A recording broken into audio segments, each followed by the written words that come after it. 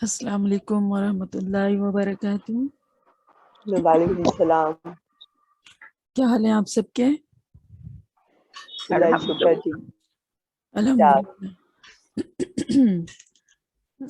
شروع کرتے ہیں۔ نحمدہ ونصلی علی رسولہ الکریم، اما بعد فاعوذ باللہ من الشیطان الرجیم، بسم اللہ الرحمن الرحیم۔ رب اشرح لی صدری ویسر لی امری واحلل عقدۃ من لسانی یفقہوا قولی رب زدنی علما۔ اللهم أرنا الحق حقا وارزقنا اتباعه وأرنا الباطل باطلا وارزقنا اجتنابه آمين يا رب العالمين۔ اللهم صل على محمد وعلى آل محمد كما صليت على إبراهيم وعلى آل إبراهيم إنك حميد مجيد۔ اللهم بارك على محمد وعلى آل محمد كما باركت على إبراهيم وعلى آل إبراهيم إنك حميد مجيد۔ سورہ قلم آیت نمبر 10 سے ہم پہلے ترجمہ کر لیتے ہیں۔ بسم اللہ الرحمن الرحیم۔ وَلَا تُطِعْ، اور مت تو اطاعت کر، کُلَّ، ہر حلافٍ، بکثرت قسمیں کھانے والے، مہین، حقیر کی، ہمازن، بکثرت تانا دینے والا، مشائن، بکثرت چلنے والا، بنمیم، ساتھ چغلی کے، مناعن، بکثرت رونے والا، للخیری، خیر سے، معتدن، حد سے بڑھنے والا، اثیم، گناہ گار، عتلن، سخت بے درد، بعد ذالک، بعد اس کے، ذنیم، بد اصل ہے، ان کے، کانا، وہ، ذا مالن، مال والا، و بنین، اور بیٹوں والا ہے، اذا تتلی، جب پڑھی جاتی ہیں، علیہ، اس پر، آیاتنا، آیات ہماری، قال، وہ کہتا ہے، اساطیر الاولین، کہانیاں پہلوں کی، سنسمہ، ان قریب ہم داغیں گے اس کو، علی الخرطوم، اوپر ناک کے، ان، بے شک ہم، بلوناہم، آزمایا ہم نے ان کو، کما، جیسا کہ، بلونا، آزمایا ہم نے، اصحاب الجنہ، ساتھیوں کو باغ کے، اذ، جب، اقسموا، انہوں نے قسم کھائی، لیسرمنہا، البتہ وہ ضرور کاٹیں گے اس کو، مصبحین، صبح کرنے والے ہوتے ہوئے، ولا، اور نہیں، یستثنون، وہ الگ کر رہے تھے، وطوف، تو رات کو پھر گیا، علیہا، اس پر، طائف، ایک پھرنے والا، من ربک، رب کی طرف سے تیرے، وہم، اور وہ، نائمون، سونے والے تھے، وَأَصْبَحَتْ، تو وہ ہو گیا، کالصریم، مانند کٹے ہوئے کے، فَتَنَادَوْا، تو انہوں نے ایک دوسرے کو پکارا، مصبحین، صبح کرنے والے ہوتے ہوئے، ان اغدو، کہ تم صبح کرو، علی، اوپر، حرثکم، کھیت کے اپنے، ان، اگر، کنتم، ہو تم، صارمین، کاٹنے والے، فانطلقوا، تو وہ روانہ ہوئے، وہم، اور وہ، یتخافتون، آپس میں خسر پھسر کر رہے تھے، ان کے، لا، چاہیے کہ نہ، یدخلنہا، ہرگز داخل ہو اس میں، الیوم، آج، علیکم، تم پر، مسکین، کوئی مسکین، وغدوا، اور انہوں نے صبح کی، علی حردٍ، اوپر منع کرنے کے، قادرین، قادر ہونے والے ہوتے ہوئے، فلما، تو جب، رأوہا، انہوں نے دیکھا اس کو، قالو، انہوں نے کہا، انا، بے شک ہم، لضالون، البتہ بھٹکنے والے ہیں، بلکہ، نحنو، ہم، محرومون، محروم ہو گئے ہیں، قال، کہا، اوسطہم، بہترین نے ان کے، علم، کیا نہیں، اقل، میں نے کہا تھا، لکم، تم سے، لولا، کیوں نہیں، تسبحون، تم تسبیح کرتے، قالو، انہوں نے کہا، سبحانہ، پاکی، ربنا، رب کی ہمارے، انا، بے شک ہم، کننا، تھے ہم، ظالمین، ظالم، فاقبل، تو آگے بڑھا، بعضهم، بعض ان کا، علی بعض، اوپر بعض کے، یتلاومون، باہم ملامت کرتے ہوئے. قولو انہوں نے کہا یا ویلنا اے تباہی ہماری، انا بے شک ہم کننا تھے ہم طاغین حد سے گزرنے والے. عسا قریب ہے ربنا رب ہمارا ان کے یبدلنا وہ بدلے میں دے ہمیں خیرن بہتر منہا اس سے ان بے شک ہم الی ربنا طرف رب کی اپنے راغبون راغب ہونے والے ہیں. کذالک العذاب اسی طرح ہے عذاب، والعذاب الآخر اور البتہ عذاب آخرت کا اکبر سب سے بڑا ہے. لو کانوا یعلمون کاش ہوتے وہ علم رکھتے. یہیں تک ہم کریں گے.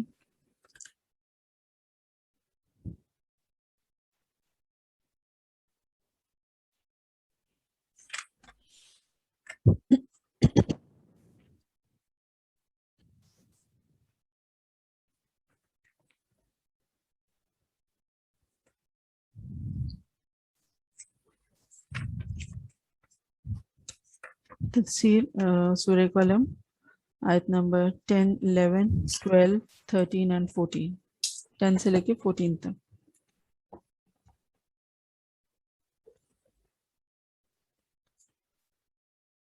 وَلَا تُطِعْ كُلَّ حَلَّافٍ مَّهِینٍ اور آپ مت مانیے کسی ایسے شخص کی بات جو بہت قسمیں کھانے والا انتہائی گھٹیا ہے. اب یہاں سے جو آیات ہیں یہ جو 10 سے لے کے 14 تک وہ سمجھے کہ قرآن کا انداز یہ ہے کہ نام لیے بغیر انتہائی سخت الفاظ میں ایک کردار کا ذکر ہوا ہے، ایک پرسنالٹی جو ہے وہ بتائی گئی ہے. کسی معتبر روایت سے تو ثابت نہیں ہے، لیکن زیادہ تر مفسرین کا خیال ہے کہ ان آیات میں جس شخصیت کا تذکرہ کیا جا رہا ہے وہ ولید بن مغیرہ ہے. باقی یہ کہ جنرلی اسپیکنگ اس کو ہم کہنا چاہیے نا کہ ٹو ہوم اٹ میں فٹ، کہ جو بھی یہاں پہ اب جب ہم جو کوالٹیز جو پڑھنے جا رہے ہیں جو بتائی گئی جو خصوصیات، تو جس میں ان میں سے ایک بھی اگر خصوصیت موجود ہے جس شخص میں، تو اس سے بھی آپ صلی اللہ علیہ وسلم کو اور آپ کے توسط سے جو ہے تمام مومنین کو یہ فرمایا گیا کہ اس سے آپ کو جو ہے کوئی دبنے کی ضرورت نہیں ہے. ٹھیک ہے، اسی لیے کہا نا ولا توتے کہ مت تو اطاعت کر، آپ مت مانیے کسی ایسے شخص کی بات جو کیا ہو حلاف مہین. حلاف کہتے ہیں حلف، ہم اردو میں بھی استعمال کرتے ہیں حلف اٹھانا، اوتھ لینا، تو بہت زیادہ قسمیں کھانے والا حلاف، حلف سے حلاف. اور مہین کہتے ہیں جو گھٹیا ہو یا بے وقت انسان ہو. ٹھیک ہے، تو آپ کو یاد ہو کہ پچھلی دفعہ جو ہم نے لاسٹ ویک جو ہم نے کی تھی آیات، اس میں جہاں پہ ہم نے سٹاپ کیا تھا آیت نمبر 9، وَدُّوا لَوْ تُدْهِنُوا فَيُدْهِنُونَ، وہ تو چاہتے ہیں کہ آپ ذرا ڈھیلے پڑیں تو وہ بھی ڈھیلے پڑ جائیں. اور مداہنت یا مدہنون یدہنون جس کی بات کی جا رہی تھی، اس سے ہم نے کیا کہا تھا کہ اس کا مطلب کیا ہوتا ہے کمپرومائز کرنا، لے دے کر لینا، ہے نا. کہ دین میں جو خالص دین اسلام ہے اس میں کوئی ملاوٹ، باطل کی ملاوٹ جو ہے اس کو ایکسیپٹ کر لینا، تو اس کے بارے میں آپ سے اس کو منع کیا گیا ہے. تو یہاں پر کہا کہ ایسے شخص کی اطاعت مت کریں جو حلاف اور مہین ہو. اب ان دونوں خصوصیات کا آپ اگر دیکھیں کہ آپس میں فطری تعلق ہے، کہ اپنی شخصیت کے ہلکے پن کی تلافی کرنے کے لیے، اس کو اوورکم کرنے کے لیے جو گھٹیا انسان ہوتا ہے وہ کیا کرتا ہے کہ بات بات پر قسمیں کھانا شروع کر دیتا ہے نا. اپنے بات میں وزن کس طرح پیدا کرتا ہے کہ وہ ہر بات میں اس کو اپنے طور پہ تو پتہ ہوتا ہے نا کہ میں کتنی ہلکی بات کر رہا ہوں، تو اس بات میں وزن پیدا کرنے کے لیے وہ بات بات پر قسمیں کھانا شروع کر دیتا ہے. تو یہ ایک طرح سے ہر گھٹیا آدمی کی ضرورت ہوتی ہے، یہ بات بات پر قسمیں کھانا۔ تو مہین لفظ ذلیل اور حقیر اور گھٹیا آدمی کے لیے بولا جاتا ہے، ٹھیک ہے۔ آگے کیا کوالٹی بتائے گی؟ تو اب آپ یہاں سے یہ گنتے جائیں جو بتایا گیا ہے قرآن میں کہ برے انسان کی جو بری عادات ہوتی ہیں اس کا ایک سمجھے کہ ایک کومبو ہے جو یہاں پہ بیان کیا گیا ہے۔ ایک شخص میں بھی وہ سب عادات پائی جا سکتی ہیں اور اس میں سے کوئی ایک عادت کسی شخص میں پائی جا سکتی ہے نا۔ تو نمبر 1 کیا تھی؟ حلاف، نمبر 2 مہین، آگے کیا فرمایا آیت نمبر 11 میں؟ حمازن، حمازن رو در رو تانے دینے والا، یعنی زبان سے برائی کرنا، مطلب ہاں اس کا حماز کا روٹ ورڈ جو ہے نا ہاں میم و، ہاں 2 چشمی ہے، میم اور زا، اس سے مراد ہوتا ہے زبان سے برائی کرنا، اور حماز کہتے ہیں زبان سے برائی کرنے والا۔ برائی کیا کرے گا انسان؟ زبان سے برائی کیا کر سکتا ہے انسان؟ غیبت، تانا، طنز، یہی ہے نا۔ پھر مشائن، مشائن بہت زیادہ چلنے والا، چلنے والا تو کہاں چلتا تھا؟ کوئی خیر کی طرف چلتا تھا؟ نہیں، مشائم بن نمیم، اور نمیم کہتے ہیں چغلی کرنے کو۔ تو بہت زیادہ چلتا پھرتا کس لیے تھا؟ لوگوں کو تکلیف دینے کے لیے، لوگوں کو تکلیف دینے میں اس کی دوڑ بھاگ ہوتی تھی نا، لوگوں کی چولیاں کھاتا پھرتا تھا۔ مشائم بن نمیم، تو ایک ہوتی ہے چغلی، ایک ہوتی ہے غیبت، دونوں میں فرق کیا ہے؟ فرق ہے، دونوں سیم نہیں ہے، ٹھیک ہے۔ دونوں میں سملیرٹی یہ ہے کہ ہاں دونوں ہی ایک طرح سے برائی کا اظہار کرنا، پیٹھ پیچھے برائی کرنا، اس میں دونوں میں شامل ہو جاتا ہے۔ لیکن غیبت جو ہے نا، سمجھے کہ اگر تو کسی میں کوئی بری عادت ہے اور اس کا آپ نے ذکر کیا ہے نا، تو اس طرح سے کہ اس کا دل دکھے، تو وہ غیبت ہوتی ہے نا۔ مطلب غیبت میں تھوڑا سچ کا ایلیمنٹ بھی ہوتا ہے، لیکن چغلی جو ہے دس از سمجھے کہ غیبت پلس،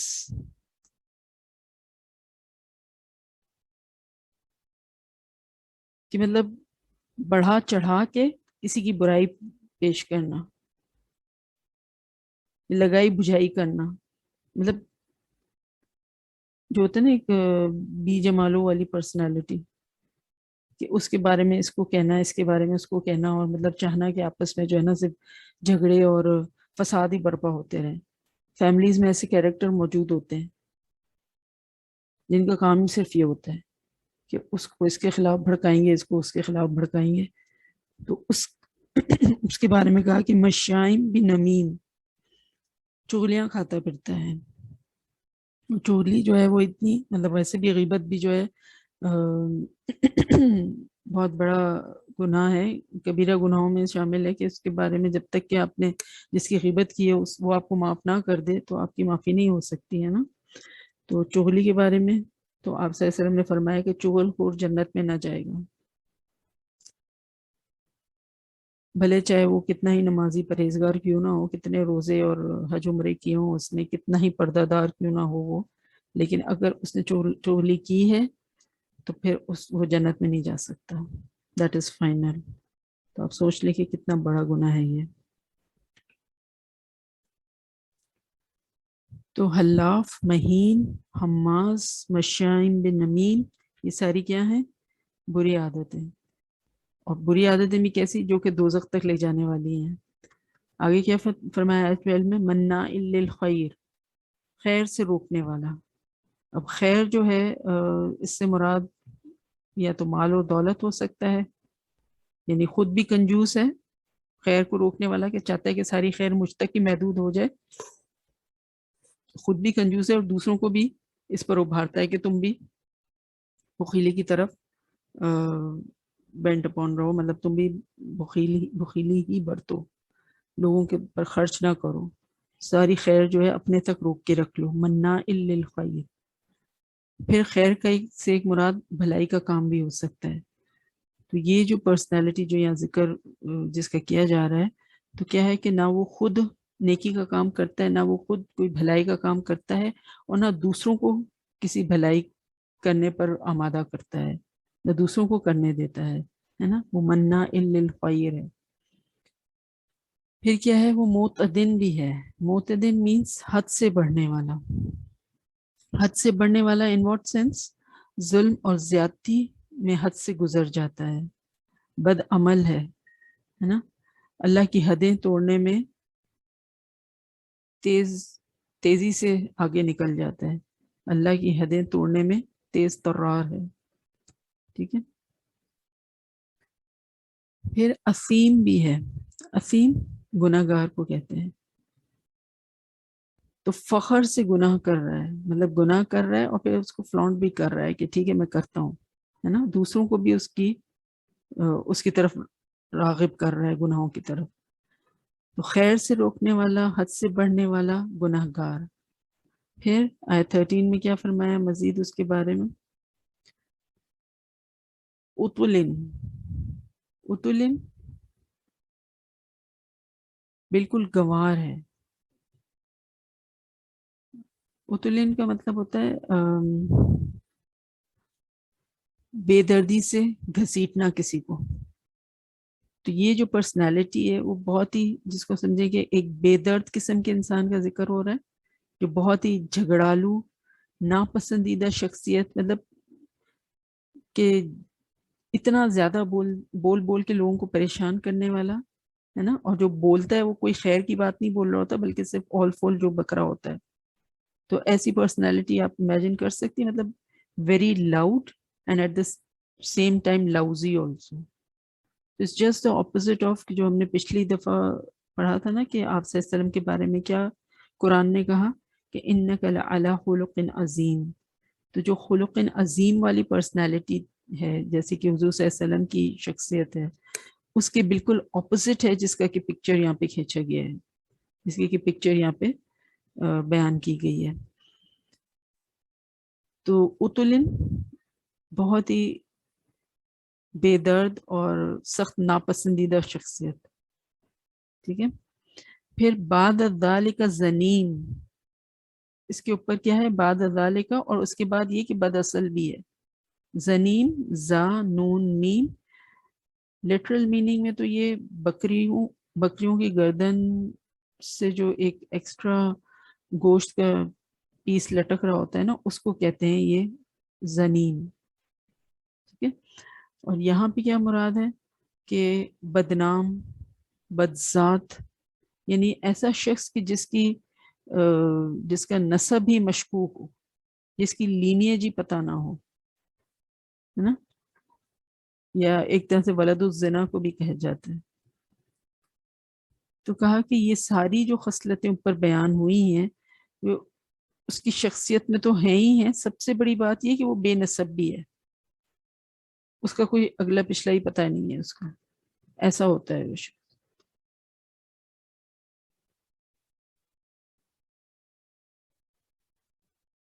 اور پھر کیا آیت 14 میں کیا بتایا کہ انکان ذا مال و بنین، مطلب اس بات نے کہ ایکچوئل ریزن کیا تھا کہ صرف اس گھمنڈ پر کہ وہ مال اور دولت اور بیٹوں والا ہے، وہ اپنے آپ کو بہت بڑا سمجھ رہا ہے کہ اللہ تعالیٰ نے مال اور بیٹوں سے اس کو نوازا ہے. تو اس بات نے اس کو اس سیلف ریئلائزیشن سے روک دیا ہے. تو اللہ تعالیٰ نے ولید بن مغیرہ کو جو ہے کثیر مال اور دولت کے علاوہ بہت سے بیٹوں سے بھی نواز رکھا تھا، اور بیٹے بھی ایسے کہ ان میں سے ایک جو تھے وہ تو قبول اسلام کے بعد سیف من سیوف اللہ کا مرتبہ ملا، یعنی حضرت خالد بن ولید رضی اللہ تعالیٰ عنہ. ان کے والد تھے یہ ولید بن مغیرہ، جس کا کہ ایک پرسنالٹی بیان ہوئی ہے یہاں پر. لیکن صرف وہی نہیں، اگر اس وقت کے ماحول کو دیکھیں تو قریش مکہ میں اور بھی ایسے لوگ موجود تھے کہ جو جب یہ آیات نازل ہوئی ان کو سمجھ آ گیا تھا. نام تو ان کا نہیں لیا گیا کسی کا یہاں پہ اسپیسیفکلی قرآن میں، لیکن جن کے اندر یہ خصلتیں موجود تھیں تو وہ سمجھ گئے کہ ہمارا ہی ذکر ہو رہا ہے. اور رہتی دنیا تک ہر معاشرے میں ہر دور میں ایسے لوگ موجود ہوتے ہیں.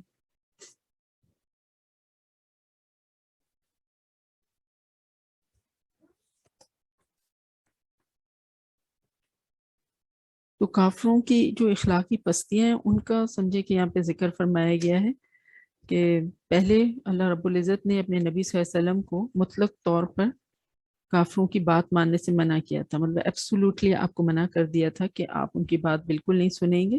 مطلب اسلام میں جو ہے دین اسلام میں کسی طرح کی کوئی ملاوٹ جو ہو نہیں سکتی, کوئی کمپرومائز کا تو سوال ہی پیدا نہیں ہو سکتا. ٹھیک ہے.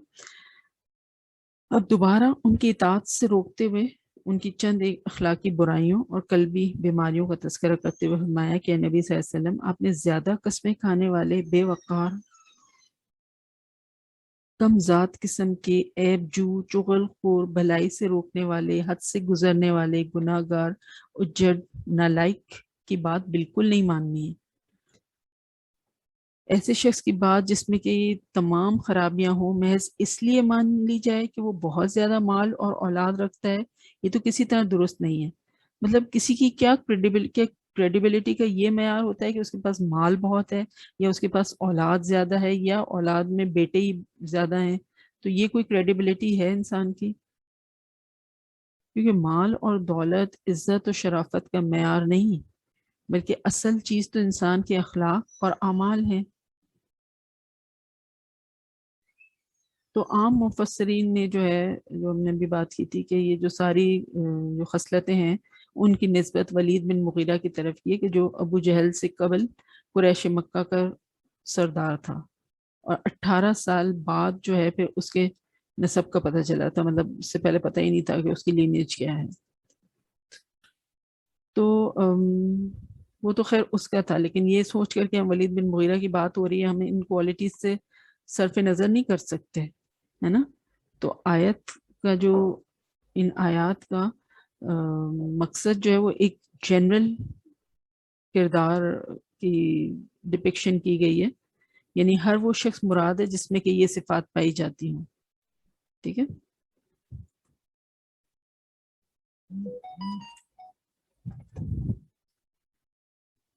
آیت 15-16 اذا تتلی علیہ آیاتنا فقال اساطیر الاولین, جب اسے ہماری آیات پڑھ کر سنائی جاتی ہیں تو وہ کہتا ہے کہ تو پہلے لوگوں کی کہانیاں ہیں. سنسمہ علی الخرطوم, ہم ان قریب اس کی سونڈ پر داغ لگائیں گے. تو سنسمہ روٹ ورڈ جو ہے اس کا واو سین میم, وسم یعنی داغ لگانا. تو ہو سکتا ہے کہ اس کی ناک جو ہے وہ زیادہ لمبی اور نمایاں ہو, اور وہ خود بھی ازراہ تکبر اپنے آپ کو بڑی ناک والا سمجھتا تھا, جس کے لیے حقارت کے طور پر جو ہے وہ سون کا لفظ استعمال کیا گیا ہے. لیکن اگر ہم ایک جنرل کیریکٹر کی بات کر رہے ہیں تو ناک, تو آپ کو پتہ ہے نا کہ لوگ یہ کہتے ہیں نا کہ یہ تو ناک کا مسئلہ ہو گیا, میری ناک جو ہے وہ کٹنی نہیں چاہیے, یہ ناک کٹ جائے گی اگر ایسے اس طرح کی باتیں ہم کرتے ہیں نا, یہ ناک جو ہے وہ نیچی نہیں ہونی چاہیے. تو ناک پر داغ لگانے سے مراد کیا ہے؟ ایک طرح سے اس کی ذلت اور رسوائی کا سبب بننے کی بات ہو رہی ہے یہاں پہ. اللہ تعالیٰ کیا فرمائے, سنسمہ علی الخرطوم, کہ ان قریب ہم اس کو ذلیل و خوار کر دیں گے. اور اگر لٹرل میننگ میں لیں تو بھی روایت میں آتا ہے کہ ولید بن مغیرہ جو ہے جب غزوہ بدر میں اس کی ناک پر جو ہے ایسا کوئی کاری وار لگایا گیا تھا کہ جس سے جو ہے ایک لائف لانگ اس پر ایک نشان جو ہے وہ رہ گیا تھا.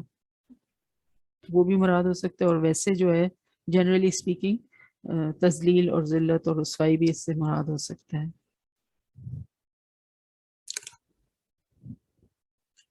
تو کافر جس کا یہ حال ہے کہ مال اور اولاد ہونے کی وجہ سے وہ مغرور ہو گیا ہے, اپنے آپ کو بہت معزز سمجھتا ہے, جب اللہ تعالیٰ کی آیتیں اسے سنائی جاتی ہیں تو کہتا ہے یہ تو پہلے گزرے ہوئے لوگوں کے افسانے اور قصے ہیں. تو ایسے کافر کے لیے دنیا اور آخرت میں ذلت اور رسوائی ہے جو اس کا کبھی پیچھا نہ چھوڑے گی.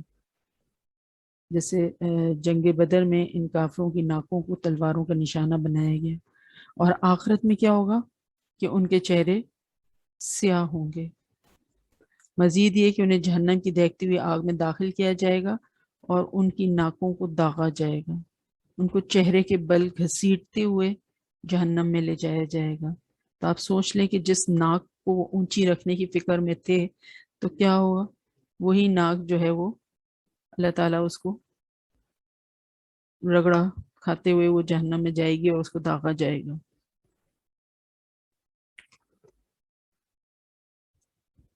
آیت نمبر 17، یقیناً ہم نے ان اہل مکہ کو اسی طرح آزمایا ہے جیسے ہم نے باغ والوں کو آزمایا تھا۔ اب اللہ تعالیٰ لوگوں کو طرح طرح کے امتحانات سے آزماتا رہتا ہے۔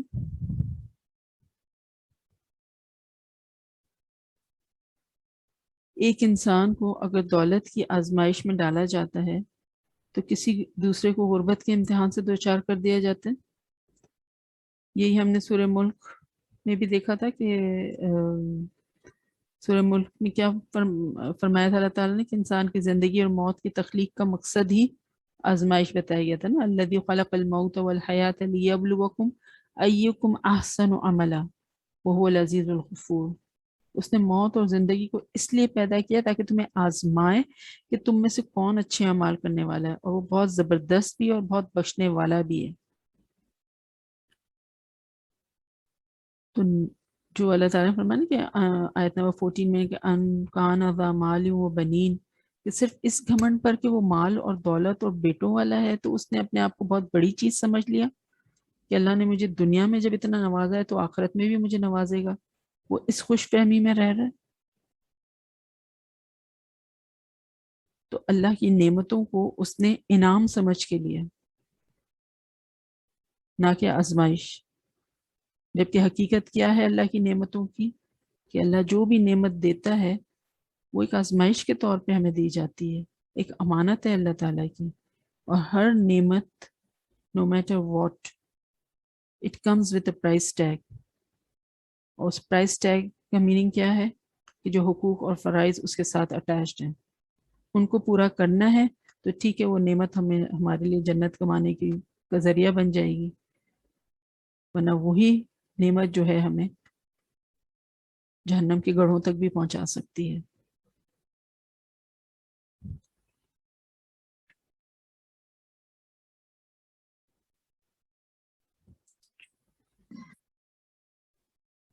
تو فرمایا کہ اذ اقسموا لیصرمنها مصبحین،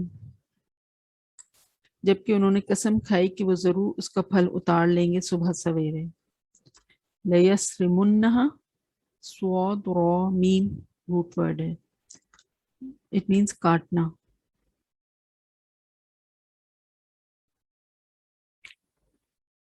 تو اہل مکہ اور باغ والوں کے قصے کا ذکر آیا ہے آیت نمبر 17 میں کہ اللہ تعالیٰ نے اہل مکہ کو مال اور دولت سے نوازا تاکہ وہ اللہ تعالیٰ کا شکر ادا کریں، اس کے مطیع اور فرما بردار بن کر زندگی گزاریں اور کفر اور تکبر نہ کریں۔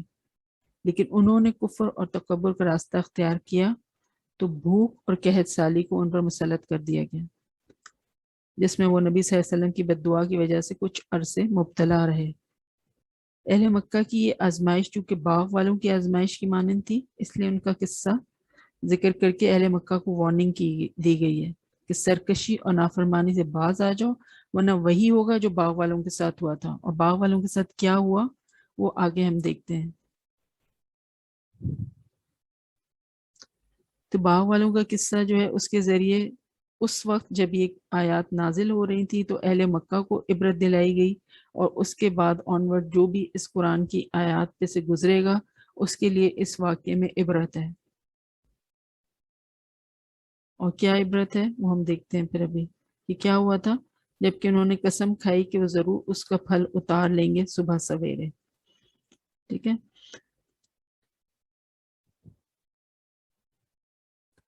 آگے آیت نمبر 18 سے لے کے 28 تک، 18 سے لے کے 28 آیات یہ جو جتنی بھی آ رہی ہیں بیچ میں، اس میں جو ہے یہ باغ والوں کا قصہ جو ہے وہ بیان ہوا ہے۔ تو فرمایا کہ وَلَا يَسْتَثْنُونَ، انہوں نے اس پر انشاءاللہ بھی نہ کہا۔ وَلَا يَسْتَثْنُونَ کیا مطلب ہے اس میں، کہ انہوں نے استثناء نہ کی اس پر، استثنا نہ کی مطلب کیا ہے کہ وداؤٹ ایکسیپشن انہوں نے کہا کہ سب پھل ہم اپنے پاس رکھ لیں گے. ٹھیک ہے, سارا پھل جو ہے وہ ہم اپنے ساتھ لے آئیں گے, ہم کسی کو بھی کچھ نہیں دیں گے. مطلب اگر آپ کہیں گے ایک آم یا ایک مالٹا یا کوئی ایک کیلا بھی ہم کسی کو نہیں دیں گے, سارے جو باغ کا پھل ہے وہ ہم اپنے ساتھ لے آئیں گے. ٹھیک ہے, تو یستثنون کے دو مفہوم بیان ہوئے ہیں. ایک تو یہ ہے کہ انہوں نے کہا نا کہ وداؤٹ ایکسیپشن ہم سب چیز اپنے پاس رکھ لیں گے, مطلب کچھ بھی غریبوں کو نہیں دیں گے ہم. دوسرا کیا تھا ولا یستثنون, کہ انہوں نے اپنی پلاننگ پر غرہ کیا, انہوں نے کوئی دوسرا آپشن نہیں رکھا. انہوں نے ایسا نہیں کہا کہ اللہ ماشاء اللہ یا انشاءاللہ کہ ہم ایسا کریں گے لیکن جو اللہ چاہے. جیسے ہم کہتے ہیں نا کہ جو ہمیں سکھایا گیا ہے دین میں کہ جب بھی کسی کام کی کرنے کا ارادہ کرنے تو ہمیں کیا کہنا ہوتا ہے ساتھ, انشاءاللہ, اگر اللہ چاہے گا تو ایسا ہوگا. تو انہوں نے ایسا کچھ ٹیچر نہیں بتا کہا. رہے ہیں انشاءاللہ ماشاءاللہ کہنا کیا ہے, وہ کہنا چاہیے, یہ بتا رہے ہیں. اب یہ بتا رہے ہیں کیونکہ وہ آیت آئی نا کہ یہ لوگ نہیں کہتے, لوگ تانے دینے والے اور لوگ کیا کہنے والے کہ ہم تو غرور ہے, ہمارے تو بیٹے ہیں. کوئی جو آپ نے جی راہیلہ ضرور سمجھائیں لیکن مائک پلیز میوٹ کر دیں. جی تو ولا یستثنون, تو انہوں نے کہا کہ ایک میننگ اس کا کہ وداؤٹ ایکسیپشن ہم سب پھل اپنے ساتھ لے کر جائیں گے. انہوں نے کوئی استثناء نہ کی کہ ہم کچھ بھی غریبوں کو نہیں دیں گے. Everything will keep each and every stuff of the garden, جو بھی ہمیں ایلڈ مل رہی ہے اس کی جو پروڈکٹ ہوگی وہ سب ہم اپنے پاس رکھ لیں گے. پھر دوسرا یہ کہ اپنی پلاننگ پر ان کو بہت غرہ تھا. انہوں نے کہا کہ جو ہم سوچ رہے ہیں بس 100% یا 100% شیور کہ ہم ایسا کر کے رہیں گے. انہوں نے اس میں کوئی استثناء نہیں کیا, کوئی اللہ ماشاء اللہ یا انشاءاللہ انہوں نے نہیں کہا. ٹھیک ہے, تو کیوں یہ ایسا کر رہے تھے, یہ جو باغ والے تھے کیا مسئلہ تھا, کیونکہ وہ بخل اور حرص کا غلبہ تھا ان کے اوپر. ٹھیک ہے, اس کے غلبے کے تحت وہ یہ سب کر رہے تھے. کہ کنجوسی ہے جو انسان کو یہ کرتی ہے نا, جو ابھی اوپر جو بتائی گئی کوالٹیز, منع الا الخیر, کہ ساری خیر اپنے پاس روکنا چاہتے تھے. دوسرا کوئی آپشن انہوں نے کنسیڈر ہی نہ کیا, مطلب اپنی پلاننگ کو ہی خدا مان لیا انہوں نے, بس دس از دا الٹیمیٹ, یہی ہم کریں گے. تو باغ کے پھل جو ہیں وہ پک کر تیار ہو چکے تھے. انہوں نے ایک رات پروگرام طے کر لیا کہ وہ صبح سویرے جائیں گے اور سارا پھل اتار لائیں گے. گویا وہ اپنے اسباب اور وسائل کی گھمنڈ میں مسبب حقیقی جو ہے, مسبب الاسباب جو ہے, اس کو بھول ہی گئے. اب ایکچولی یہ تھا کیا, یہ واقعہ تھوڑا سا ہم اس کو شروع سے دیکھ لیتے ہیں. روایات کے مطابق یمن کے دارالحکومت سے 6 میل کے فاصلے پر ایک باغ تھا, اور اس کے مالک کا یہ دستور تھا. وہ مالک جو تھا سمجھے کہ نیک پرہیزگار تھا, اور جس کو کہتے ہیں نا کہ سیلف میڈ قسم کا انسان تھا. سیلف میڈ انسان کون ہوتا ہے؟ جس نے بوتھ ایسپیکٹس آف لائف دیکھے ہوتے ہیں, امیری بھی اور غربت بھی, ہے نا. غربت کے بعد امیری دیکھی ہوتی ہے, تو اس کو قدر ہوتی ہے چیزوں کی. تو اس کے مالک کا یہ دستور تھا کہ باغ کی پیداوار میں سے باغ اور اپنے اہل و عیال کے لیے سال بھر کا خرچہ نکال کر باقی جو پھل بچ جاتے تھے وہ غربا اور مساکین میں تقسیم کر دیا کرتا تھا. بعض روایت میں اس طرح ملتا ہے کہ جس وہ 3 حصے کر لیا کرتا تھا, کہ ایک اپنے لیے رکھتا تھا, پھر ایک رشتہ داروں میں تقسیم کر دیتا تھا, اور ایک جو ہے وہ غربا میں تقسیم کر دیا کرتا تھا. اسی لیے اس کے باغ میں اللہ تعالیٰ نے خوب برکت عطا کی تھی. کہتے ہیں نا کہ شیطان ہمیں کیا سکھاتا ہے, یا جو کنجوسی یا بخیلی جو ہوتی ہے, نفس کی بخیلی, کہ انسان چاہتا ہے کہ میں کسی کو دوں گا, اور خیرات صدقہ جو کر رہے ہوتے ہیں وہ بھی کیوں انسان دل اٹکتا ہے اس میں کہ دینے سے کم ہو جائے گا. جبکہ دین ہمارا کیا سکھاتا ہے کہ جو تم جتنا دو گے اس سے تو بڑھا چڑھا کے تم کو واپس ملے گا ریٹرن, اور اس دنیا میں ملے نہ ملے آخرت میں تو ضرور ملے گا. یہی ہمارا عقیدہ ہے نا. جو ہمیں دل کھول کر خرچ کرنے پر آمادہ کرتا ہے، لیکن جس کو ریٹرن نظر نہیں آ رہا ہوتا، جو مٹیریلسٹک سوچ رکھنے والا ہوتا ہے، تو اس کے لیے تو کیا خیر اور کیا صدقہ اور کیا خیرات اور کیا برکت، اس کو تو کوئی ایلیمنٹ سمجھ نہیں آتا اس کا. وہ تو سامنے میں 2 دوں تو مجھے 10 ملیں، تو پھر اس کی بات ماننے میں آتی ہے اس کی. تو جب یہ جو باغ کا مالک تھا اس کی موت کا وقت قریب آیا، جو کہ نیک دل انسان تھا اور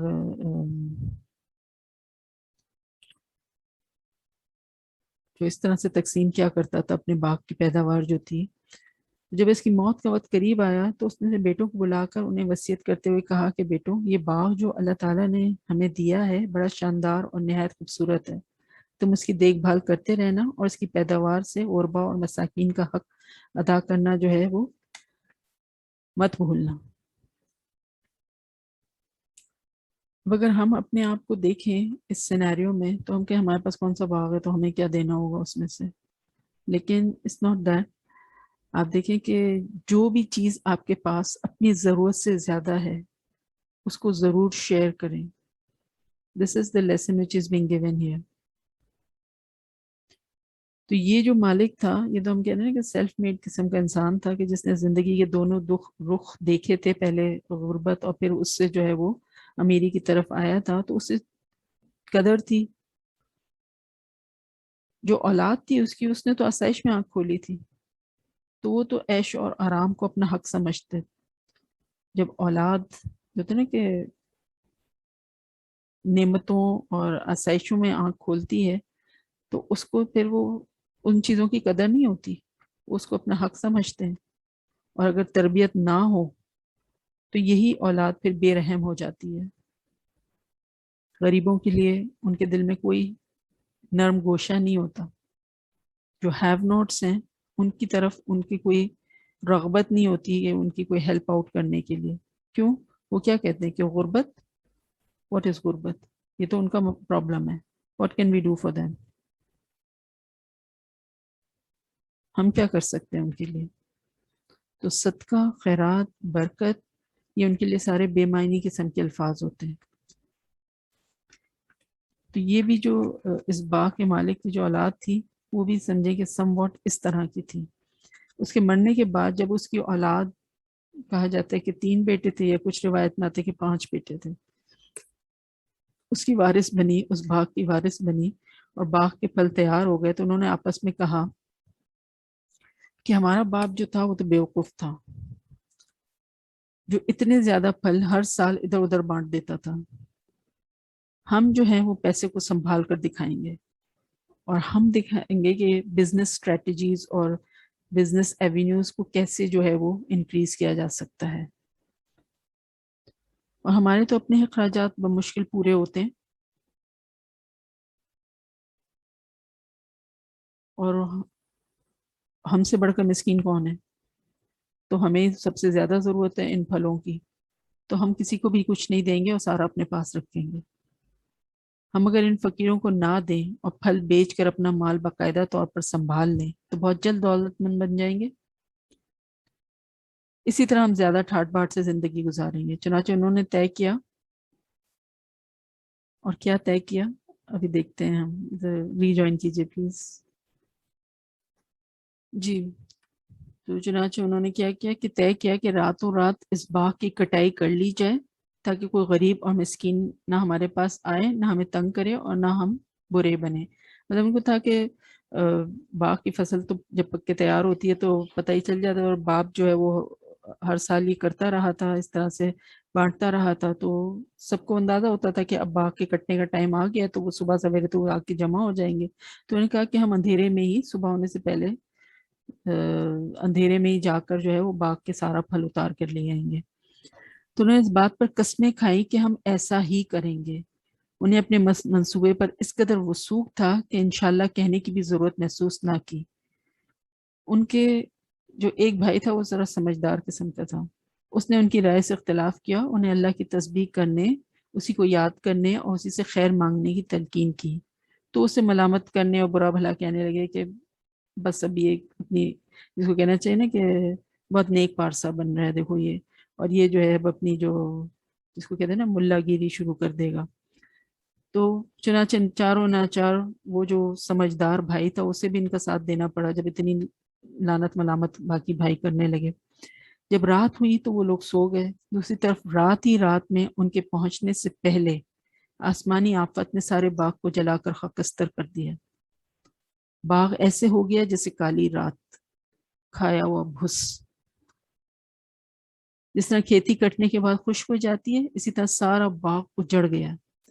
اور یہ سارا معاملہ ان کے سوتے سوتے ہی ہو گیا، انہیں اس کی کچھ خبر نہ ہوئی. جب وہ نیند سے بیدار ہوئے تو یہ یقین کرتے ہوئے کہ اب جا کر باغ کی سب پیداوار اپنے قبضے میں کر لیں گے، اور جو ان کے بلند عزائم انہوں نے طے کیے تھے اس سب کو دہراتے ہوئے جب وہ نیند سے بیدار ہوئے تو انہوں نے یہ یقین کرتے ہوئے کہ اب جا کر باغ کی سب پیداوار اپنے قبضے میں کر لیں گے، باغ کی طرف جانے کے لیے صبح سویرے نکلے. ساتھ ہی آہستہ آہستہ ایک دوسرے کو کہتے جا رہے تھے کہ یاد ہے نا ہم نے کیا پلاننگ کی ہے کہ آج کوئی مسکین تمہارے باغ میں داخل نہ ہونے پائے. مطلب جو ان کے گارڈز ہوں گے، جو ان کے نوکر چاکر ان کے آس پاس ان سب کو بھی الرٹ کیا ہوا تھا کہ دیکھو کوئی بھی جو ہے باغ کے اندر داخل نہ ہونے پائے. جس طرح ہمارے باپ کے زمانے میں داخل ہوتے تھے اور اپنا حصہ لے جاتے تھے، یعنی وہ غربا اور مساکین پر غیظ و غضب کا اظہار یا حسد کرتے ہوئے اپنے باغ کی طرف بڑھے جا رہے تھے، اور دل ہی دل میں خیال کر رہے تھے کہ دیکھنا اب ہم اپنے باغ کی ساری پیداوار خود حاصل کر لیں گے، اور اس میں سے ایک پھل بھی کسی مسکین اور فقیر کو ہم نہیں دیں گے. جب وہ باغ میں پہنچے تو جلے ہوئے باغ کو دیکھ کر کہنے لگے کہ شاید ہم راستہ بھول کر کسی اور جگہ نکل آئے ہیں، کیونکہ وہ تو باغ تھا ہی نہیں وہاں پہ. وہ تو سمجھے کہ بالکل جلی ہوئی کھیتی تھی ایک. پھر جب غور کرنے سے ان کو معلوم ہوا کہ یہ تو ان کا اپنا ہی باغ ہے تو سر پکڑ کر بیٹھ گئے اور ایک دوسرے کو ملامت کرنے لگے کہ ہماری قسمت پھوٹ گئی اور حق تعالیٰ کی بارگاہ سے ہم تو محروم کر دیے گئے ہیں. ان کا وہی سمجھدار بھائی جو ان کو بیچ میں ٹوکتا رہتا تھا اور کہتا تھا کہ نہیں تم اللہ کا شکر ادا کرو، اللہ کی تسبیح بیان کرو، وہ بولا کیا میں نے تمہیں پہلے ایسے نہیں کرنے سے روکا تھا؟ میں تم سے نہ کہتا تھا کہ تم اللہ تعالیٰ کی تسبیح بیان کرو، ایسی غلط باتیں نہ کرو؟ پھر ان کو جو ہے اپنی غلطی کا احساس ہوا اور پھر وہ ندامت ان کے اندر آئی. تو یہ ایک واقعہ مطلب ایک میں نے پورا آپ کو سنایا. اب اس جو آیات میں جس طرح سے اس کی تصویر کشی کی گئی ہے وہ ہم دیکھتے ہیں کہ اللہ تعالیٰ نے کس طرح سے اس واقعے کو بیان کیا ہے.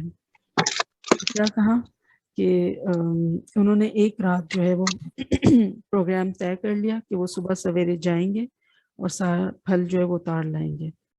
گویا کیا تھا کہ وہ اپنے اسباب اور وسائل کے گھمنڈ میں مسبب الاسباب کو بالکل ہی بھول گئے تھے. تو آیت نمبر 19 میں کیا بتایا؟ فطاف علیہا طائف فطاف علیہا طائف من ربک وہم نائمون. بس ایک پھرنے والا پھر گیا اس باغ پر آپ کے رب کی طرف سے جبکہ وہ بھی سوئے ہوئے ہی تھے. یہ پھرنے والا کون تھا؟ یہ ایک بلا تھی جو آ گئی اس باغ پر، ایک نیچرل کلیمٹی تھی. کوئی کہہ لیں کہ ایک بگولا تھا یا ایک آندھی تھی جو آئی اور پورا کھیت کو جو ہے صفا چٹ کر گئی. بعض روایت میں آتا ہے کہ آگ لگ گئی وہاں پر، یا کوئی ایسی تیز ہوا چلی کہ سارے ہی کھیت کو ملیامیٹ کر دیا.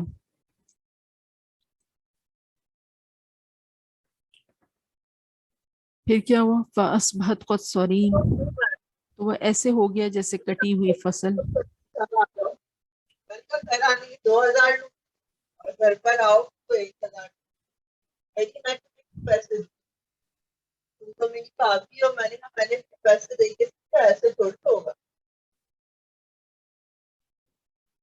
فَأَصْبَحَتْ كَالصَّرِيمِ، تو وہ ایسے ہو گیا جیسے کٹی ہوئی فصل.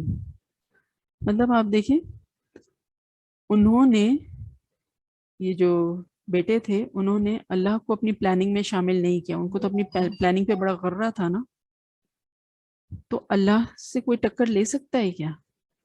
کبھی بھی نہیں.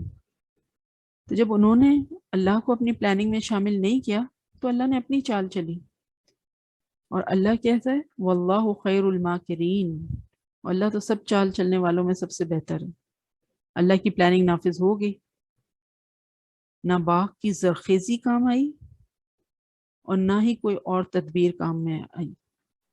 ساری پلاننگ دھری کی دھری رہ گئی.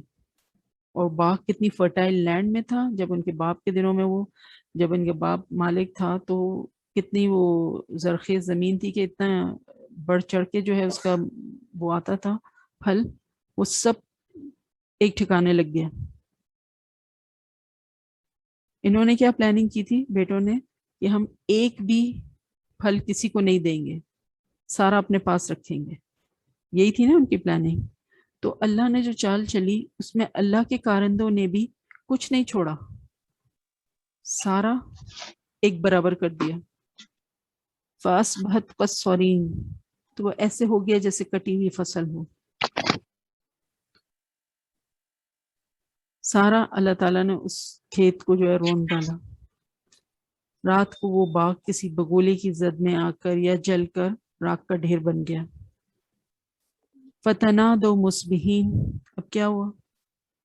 اب صبح ہی صبح انہوں نے ایک دوسرے کو پکارا. مطلب یہ تو ابھی سمجھے کہ اسی زوم میں نا کہ سوئے ہیں اور اب صبح میں اٹھ کے جو انہوں نے جانا ہے وہاں پر اور سارا جو اپنی پلاننگ تھی اس پر عمل کرنا ہے. پیچھے کیا ہوا وہ تو ان کو نہیں پتا نا، کھیت میں جو اللہ کی پلاننگ نافذ ہو گئی ہے تو ان کے علم میں نہیں تھی. تو اللہ تعالیٰ جو ہے ان کی لفظی تصویر کھینچ رہا ہے. اور یہ لفظی تصویر ہم سب اس سے ریلیٹ کر سکتے ہیں کہ جب صبح میں آپ نے کوئی ایسا پلان ہو، لائک کوئی پکنک کا پلان ہے، کوئی آپ کا آؤٹنگ کا پلان ہوتا ہے. کیا ہوگی یہ نا آپ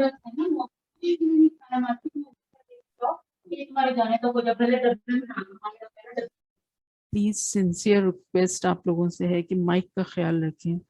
کسی کا مائک ان میوٹ ہوتا ہے اور اس سے سب کی ڈسٹربنس کریٹ ہو جاتی ہے اور جو ایک ذہن میں ایک سیکوینس ہوتا ہے وہ سارا بریک ہو جاتا ہے. فَتَنَادَوْا مُصْبِحِينَ، اللہ تعالیٰ نے یہاں پہ لفظی تصویر کھینچی ہے کہ جو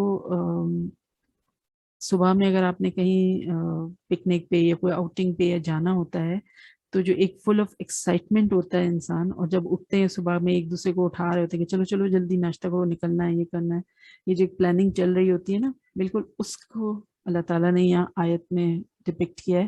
فَتَنَادَوْا مُصْبِحِينَ، اب صبح ہی صبح انہوں نے ایک دوسرے کو پکارا کہ چلو چلو چلو ہم نے اپنا کام کرنا ہے. پھر کیا ہوا؟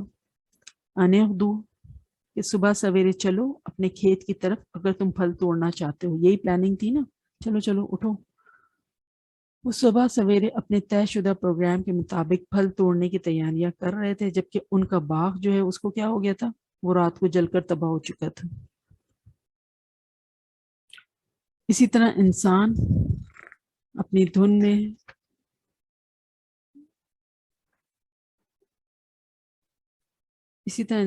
دھن میں مگن طرح طرح کے منصوبے بناتا رہتا ہے، مگر اللہ تعالیٰ کے ایک فیصلے کے سامنے اس کے سارے منصوبے دھرے کے دھرے رہ جاتے ہیں. کبھی ایسا بھی ہوتا ہے کہ انسان کو کوئی جان لیوا مرض لاحق ہو چکا ہوتا ہے، اسے پتہ نہیں ہوتا، مگر وہ اس سے بے خبر اپنی لمبی لمبی امیدوں کو پایا تکمیل تک پہنچانے کے لیے رات دن ایک کیے رہتا ہے. پھر جب مرض کی تشخیص ہوتی ہے، ڈائگنوس ہوتا ہے کہ یہ پرابلم ہے، یہ بیماری ہے، تب تک تو بہت دیر ہو چکی ہوتی ہے.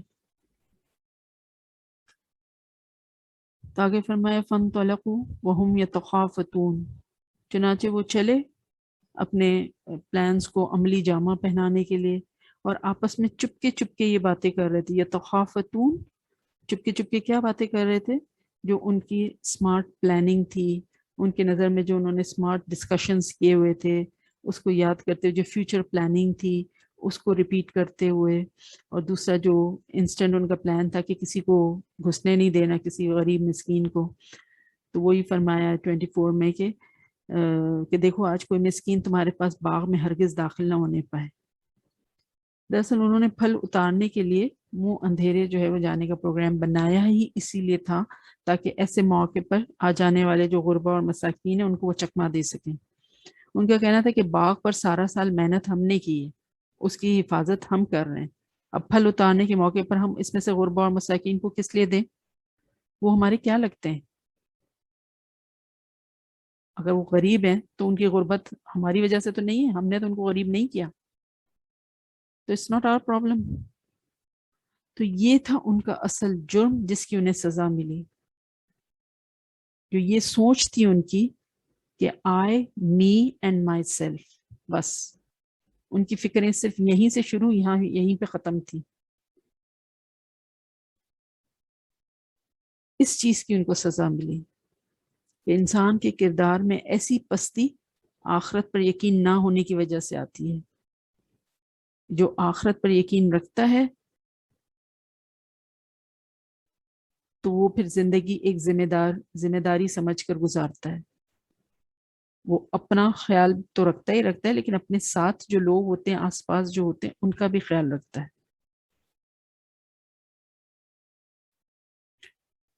کیا فرمایا 25 میں، وَغَدَوْا عَلَى حَرْدٍ قَادِرِينَ، وہ صبح سویرے چلے جلدی یہ سمجھتے ہوئے کہ وہ اس ارادے پر پوری طرح قادر ہے.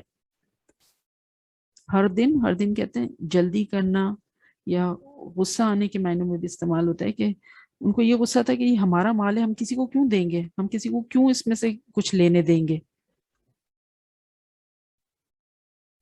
تو چلے جلدی قادرین کیا، فل آف کانفیڈنس کیا، اوور کانفیڈنٹ.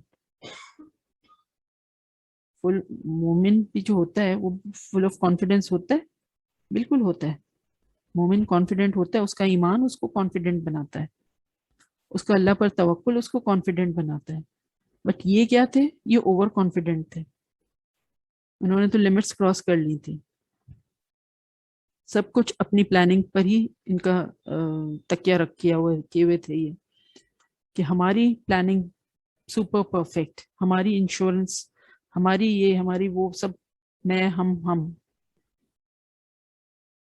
یہ آیت جو ہے یہ لفظی تصویر کشی کی سمجھنے کی بہترین مثال ہے جو آیت 25 ہے.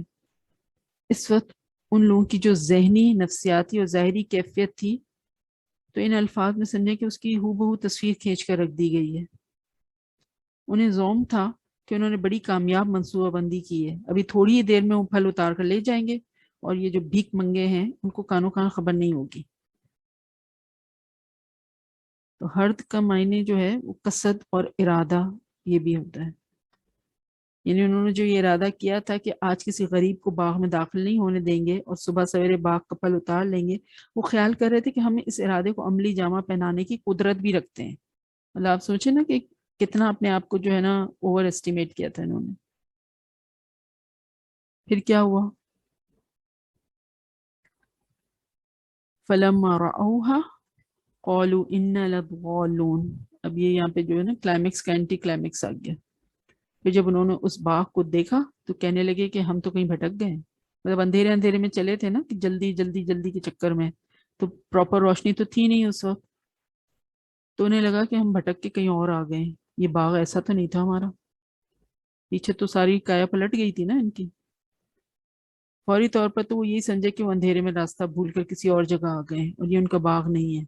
پھر جب انہیں اصل صورتحال کا ادراک ہوا تو کہنے لگے کہ بل نحن محرومون، نہیں باغ تو یہی ہے، ہم تو محروم ہو گئے ہیں، ہماری تو قسمت ہی پھوٹ گئی ہے.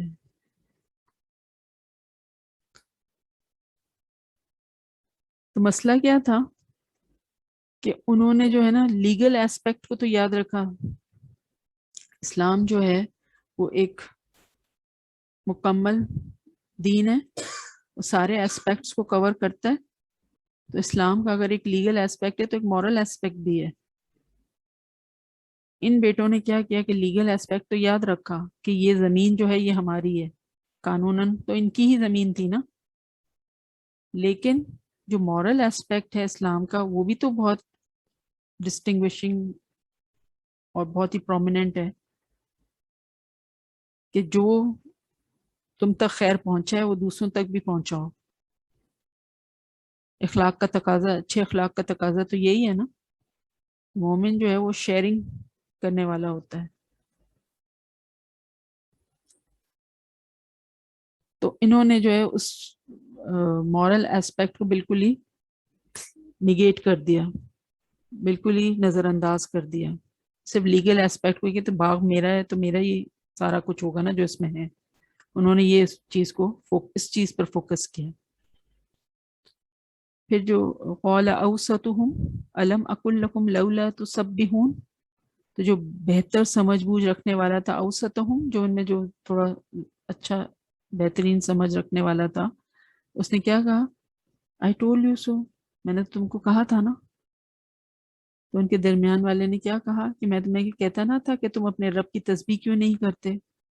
تو لولا تسبحون، اس سے کیا مراد ہے کہ وہ یہ کہہ رہا تھا کہ تم نے سبحان اللہ کی تسبیح کیوں نہیں پڑھی، یہ مراد تھا اس کو؟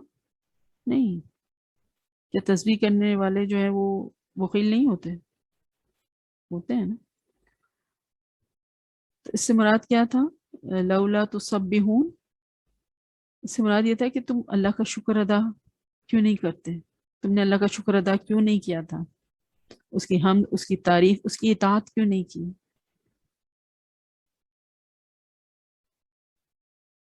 اپنی سی کوشش کر کے توکل اللہ پر کیوں نہیں کیا، یہ ہے مراد لولا تسبحون، اپنے رب کی تسبیح کیوں نہیں کرتے. یہ انہی کے کسی نیک فطرت بھائی کا ذکر ہے جو گاہے بگاہے انہیں روکتا ٹوکتا تھا، انہیں یاد دہانی کراتا رہتا تھا. تم اللہ کو بھولے ہوئے ہو، اللہ اس کے بندوں کے حقوق ادا کرنے سے پہلو تہی کرتے ہو، یعنی تم بھول جاتے ہو اللہ کے بندوں کے حقوق ادا کرنے.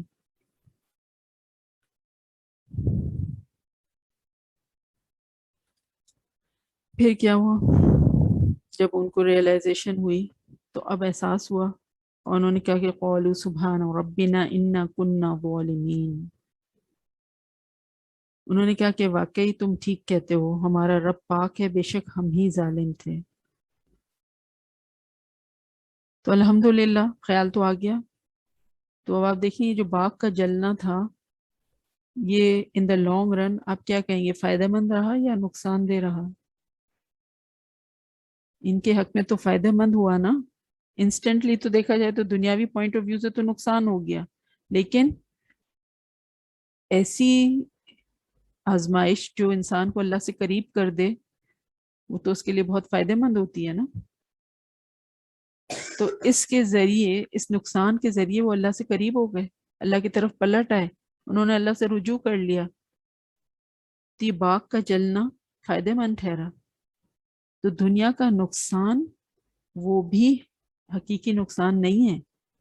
ہو سکتا ہے اس نقصان میں اللہ نے آپ کے لیے کتنی خیر رکھی ہو، وہ چاہے جان کا نقصان ہو چاہے مال کا نقصان ہو، یقین پورا ہونا چاہیے کہ میرے رب کا جو فیصلہ ہے وہ میرے حق میں بہتر ہے، بہترین ہے. وہ جو اللہ کی رضا ہے میں اس میں راضی رہوں گی. اپنی ٹیوننگ کریں اس طرح سے.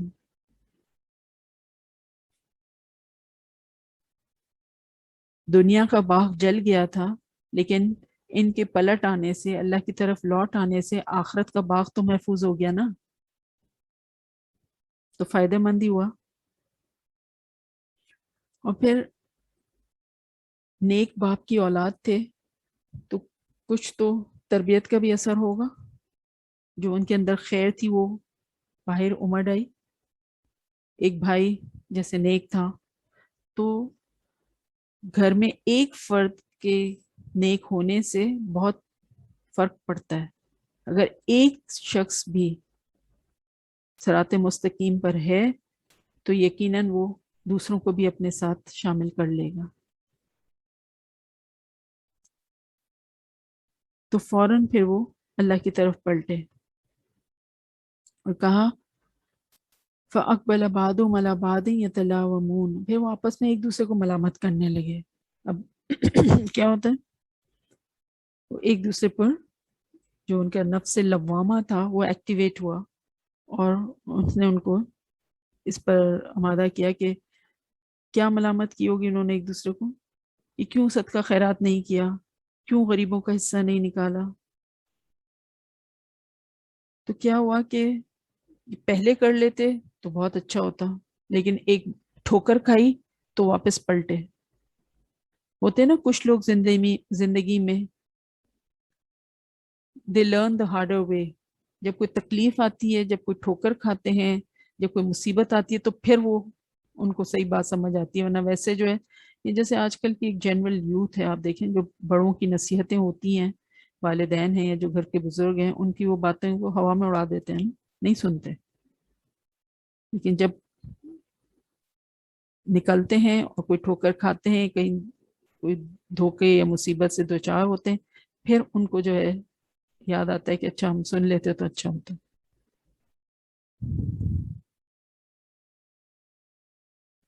تو اب وہ اپنی گمراہی اور جو شومی قسمت ہے اس کی ذمہ داری آپس میں ایک دوسرے کے سر تھوپنے لگے.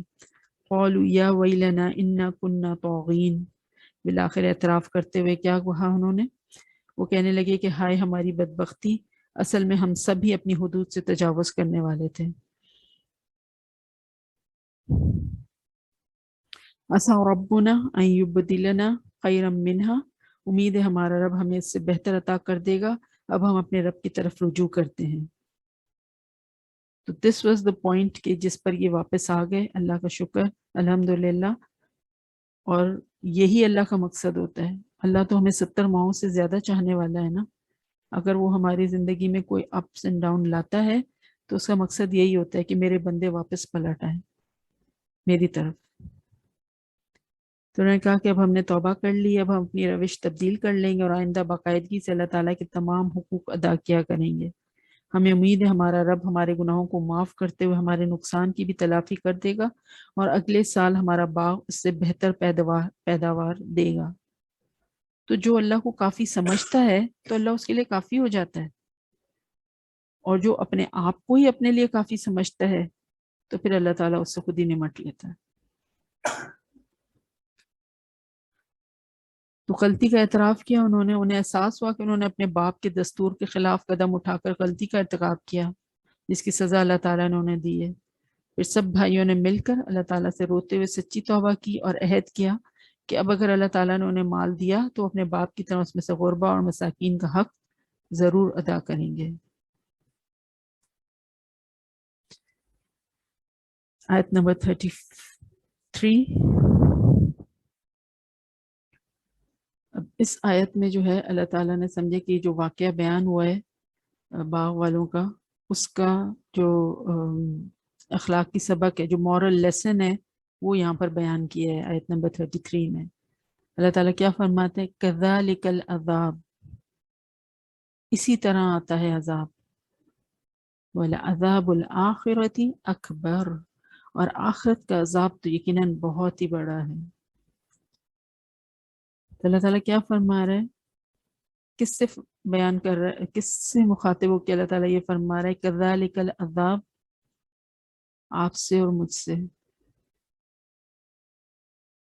اللہ تعالیٰ ہمیں سکھا رہا ہے کہ اے انسانوں، اے مسلمانوں، اے قرآن کے پڑھنے اور پڑھانے والوں، کذالک العذاب، اسی طرح آتا ہے عذاب جیسا باغ والوں پر آیا تھا. تم بھول مت جانا اسباب. اللہ تعالیٰ نے اپنے آپ کو اسباب کے پردوں میں چھپایا ہوا ہے، تو تم اسباب میں کھو کر مت رہ جانا، بلکہ اسباب کے ذریعے مسبب الاسباب تک پہنچو تم. اور آخرت کا عذاب تو یقیناً بہت ہی بڑا ہے. تو کہا کہ کذالک العذاب، ایسی ہوتی ہے پکڑ، اسی طرح آتا ہے عذاب. کبھی اسباب پر بھروسہ نہ کرنا، خدا نہ بن جانا. دنیا کا کام کر رہے ہوں چاہے دین کا کام کر رہے ہوں، توکل اللہ پر کرنا ہے. کوشش اپنی طور پہ پوری کرے انسان، اور پھر توکل اپنی کوشش پر نہیں، اپنے ذرائع پر، اپنے وسائل پر نہیں، اپنے کانٹیکٹس پر توکل نہیں، توکل اللہ کی ذات پر. اسی سے کامیابی کی امید لگانا ہے. اور کامیابی ملنے پر کریڈٹ کس کو دینا ہے؟ اللہ تعالیٰ کو. میری کوشش کا نتیجہ نہیں ہے. اگر اللہ نہ چاہتا تو کبھی بھی کوششیں کامیاب نہ ہو سکتی تھی. It's all because of Allah. All credit goes to Allah. ہر کام کے آخر میں انسان یہی کہے کہ اللہ یہ تیری فضل سے کام ہوا ہے، ورنہ میں کسی قابل نہیں ہوں. تو فرمایا کہ اس واقعے میں جو باغ والا واقعہ ہے، اس واقعے میں تو دنیا کے عذاب کا ذکر ہے نا، لیکن یاد رکھو دنیا کے عذاب تو نسبتاً چھوٹے اور وقتی ہوتے ہیں، اور توبہ کرنے پر ٹل بھی جاتے ہیں. مطلب جیسے یہ باغ والوں نے کیا تو نیکسٹ ایئر جو ہے ان کی ہو سکتا ہے کہ اچھی فصل آئی ہو اور ان کو جو ہے اچھا ریٹرن ملا ہو اپنے اس پر اپنے باغ کے پھل پر، کہ مثلا اگر ایک سال اگر پکی پکائی فصل برباد ہو گئی تو اللہ کی طرف رجوع کرنے سے ہو سکتا ہے اگلے سال اس کی تلافی ہو جائے. لیکن آخرت کا معاملہ تو یکسر مختلف ہے. یہی فرمایا اللہ تعالیٰ نے آیت کے دوسرے حصے میں، وَلَعَذَابُ الْآخِرَةِ أَخْبَرُ، اور آخر میں کیا فرمایا، لَوْ كَانُوا يَعْلَمُونَ، کاش کہ یہ لوگ اس حقیقت کو جانتے کہ آخرت کا معاملہ بالکل ٹوٹلی ڈیفرنٹ ہے، یکسر مختلف ہے. آخرت کا عذاب بہت بڑا ہوگا اور اس وقت پلٹنے کا راستہ اور توبہ کا دروازہ بھی بند ہو چکا ہوگا. تم سوچو کہاں جاؤ گے تم اگر اس وقت تم کو دوزخ کے دروازے پہ، جہنم کے دروازے پہ کھڑے ہو کر تم کو افسوس ہوگا جہنم دیکھ کر، تو اس وقت تو تمہارے پاس پلٹنے کا راستہ بھی کوئی نہیں ہوگا، توبہ کا دروازہ بھی بند ہو چکا ہے. تو آخرت میں نو سیکنڈ چانس. دنیا میں تو پھر بھی مل گیا نا، اور اللہ جس کو توفیق دے کہ وہ اپنے حالات سے سبق حاصل کرے اور پلٹ آئے اللہ کی طرف. لیکن آخرت میں تو یہ فیسلٹی نہیں ہوگی. تو آخرت کا عذاب بہت سخت ہے. باغ والوں کا قصہ بیان کر کے اللہ تعالیٰ نے کفار مکہ کو بالخصوص اور مسلمانوں کو بالعموم اس بات کی تنبیہ کی کہ اللہ تعالیٰ کے حکم کی مخالفت اور اللہ کے دیے ہوئے مال میں بخل کرنے والوں کو اللہ تعالیٰ دنیا میں اسی طرح عذاب دیتا ہے. یعنی یہ تو دنیا کے عذاب کا ایک چھوٹا سا نمونہ تھا جسے کوئی ٹال نہ سکا. جب اللہ کا حکم امپلیمنٹ ہونے کا ہو گیا تو کوئی بھی روک نہیں سکا نا اس باغ کی تباہی کو. تو بھلا آخرت کی اس بڑی آفت کو کون ٹال سکے گا؟ افسوس اکثر لوگ اس حقیقت کو نہیں سمجھتے، اسی لیے بے پرواہ ہو کر زندگی گزارتے ہیں. تو زندگی ایک امتحان ہے، یہی میسج ہے جو بار بار قرآن میں ہمیں دیا جا رہا ہے.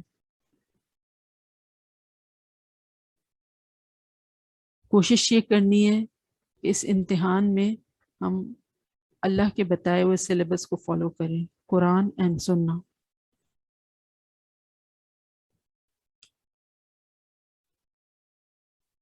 اللہ تعالیٰ ہم جو سیکھ رہے ہیں اس کو سمجھنے اور اس پر عمل کرنے کی توفیق عطا فرمائے ہمیں. وما علینا الا البلاغ. سبحان اللہ وبحمدہ سبحان اللہ العظیم. اللہم صلی علی محمد وعلی آل محمد وبارک وسلم.